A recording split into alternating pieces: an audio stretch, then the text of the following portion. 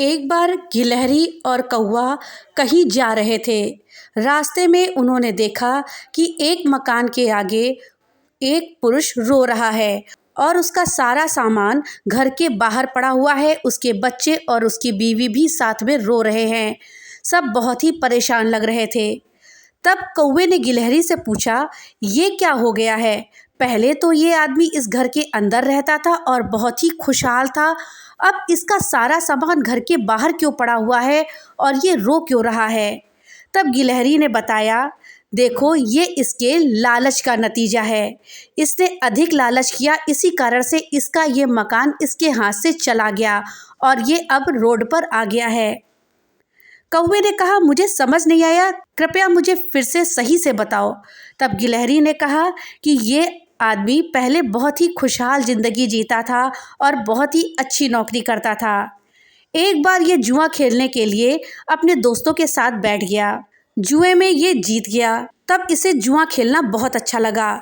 दूसरे दिन इसने दोबारा फिर जुआ खेला और फिर जीत गया। इसी तरह से ये 5-6 दिन जुआ खेलता रहा और काफ़ी रकम जीतता रहा। इससे उसको बहुत खुशी हुई और इसके मन में लालच भी जाग गया।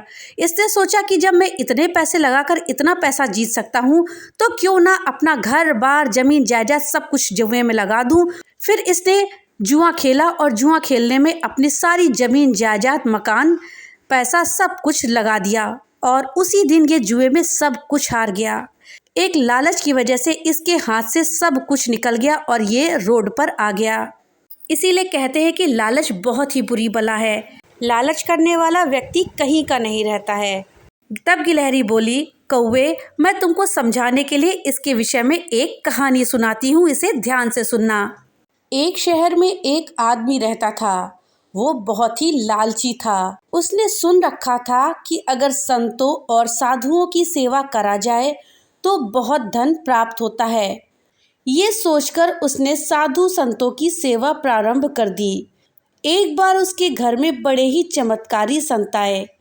उन्होंने उसकी सेवा से प्रसन्न होकर उसे 4 दिए दिए और कहा कि इनमें एक दिया जला लेना और पूरब दिशा की ओर चले जाना।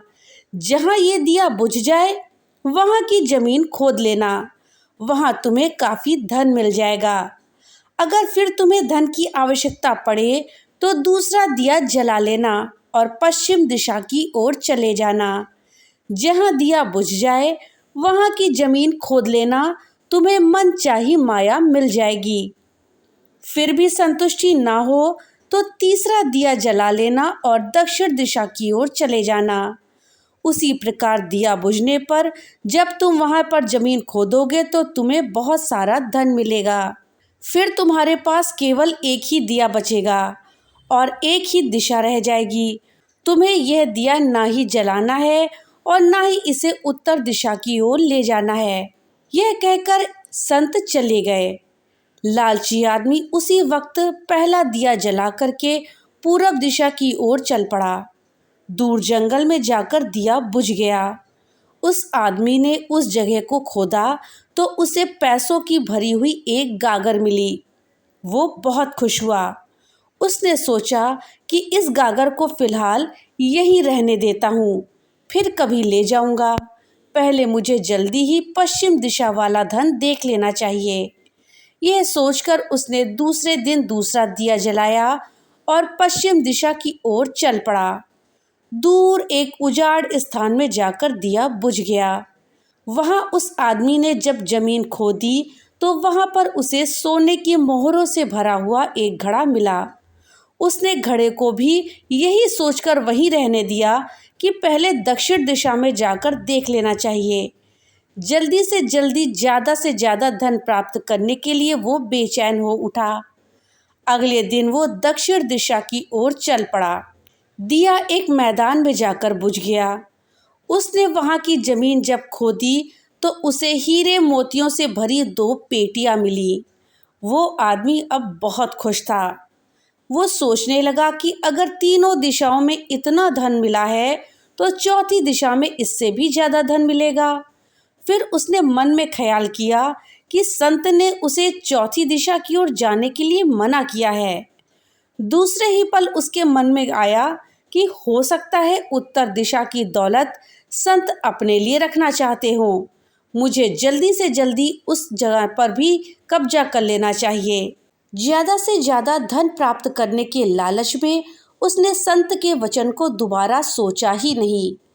अगले दिन उसने चौथा दिया जलाया और जल्दी जल्दी उत्तर दिशा की ओर चल पड़ा। दूर आगे एक महल के पास जाकर दिया बुझ गया। महल का दरवाज़ा बंद था। उसने दरवाजे को धकेला तो दरवाज़ा खुल गया। वो बहुत खुश हुआ। उसने मन में सोचा कि यह महल उसके लिए ही है। अब वो तीनों दिशाओं की दौलत को भी यहाँ आकर के रखेगा और ऐश करेगा। वो आदमी महल के एक एक कमरे में गया। कोई कमरा हीरे मोतियों से भरा था, किसी कमरे में सोने के कीमती से कीमती आभूषण रखे थे। इसी प्रकार अन्य कमरे में भी बहुत सारा धन भरा हुआ था। वो आदमी चकाचौंध होता चला जा रहा था और अपने भाग्य को शाबाशी दे रहा था। वो जरा और आगे बढ़ा तो उसे एक कमरे में चक्की चलने की आवाज़ सुनाई दी। वो उस कमरे में दाखिल हुआ तो उसने देखा कि एक बूढ़ा आदमी चक्की चला रहा है। लालची आदमी ने बूढ़े से कहा कि तू यहाँ कैसे पहुँचा? बूढ़े ने कहा, ऐसा करो ये जरा चक्की चलाओ, मैं सांस लेकर तुम्हें बताता हूँ।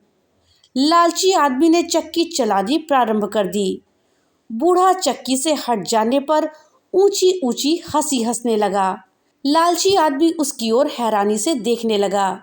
वो चक्की बंद ही करने लगा था कि बूढ़े ने खबरदार करते हुए कहा, ना ना, चक्की चलानी बंद मत करना।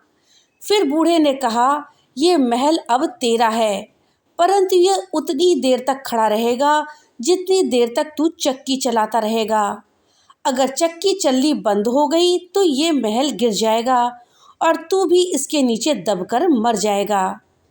कुछ समय रुककर बूढ़ा फिर कहने लगा, मैंने भी तेरी ही तरह लालच करके संतों की बात नहीं मानी थी और अब मेरी सारी जवानी इस चक्की को चलाते हुए बीत गई।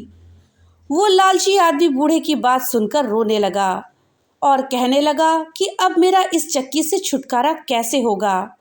बूढ़े ने कहा, जब तक मेरे और तेरे जैसा कोई आदमी लालच में अंधा होकर यहाँ नहीं आएगा तब तक तू इस चक्की से छुटकारा नहीं पा सकेगा। तब उस लालची आदमी ने बूढ़े से आखिरी सवाल पूछा, तू अब बाहर जाकर क्या करेगा? बूढ़े ने कहा, मैं सब लोगों से ऊंची ऊंची कहूँगा, लालच बुरी बला है, कभी लालच में मत पड़ना। तब गिलहरी ने कहा, हमें कभी भी लालच नहीं करना चाहिए, जितना मिले उसी में संतोष कर लेना चाहिए, इसी में हमारा भला है। अगर हम लालच के चक्कर में ज़्यादा में पड़ जाते हैं तो हमारा हमेशा नाश ही होता है। दोस्तों, कहानी अगर अच्छी लगी हो तो वीडियो को लाइक और ज़्यादा से ज़्यादा शेयर करिएगा। और हाँ, अगर चैनल पे नए आए हैं तो चैनल को सब्सक्राइब करना मत भूलिएगा और अपने विचार हमें कमेंट बॉक्स में लिख करके ज़रूर बताइएगा। तो मिलते हैं अगली एक नई कहानी के साथ, तब तक के लिए बाय बाय।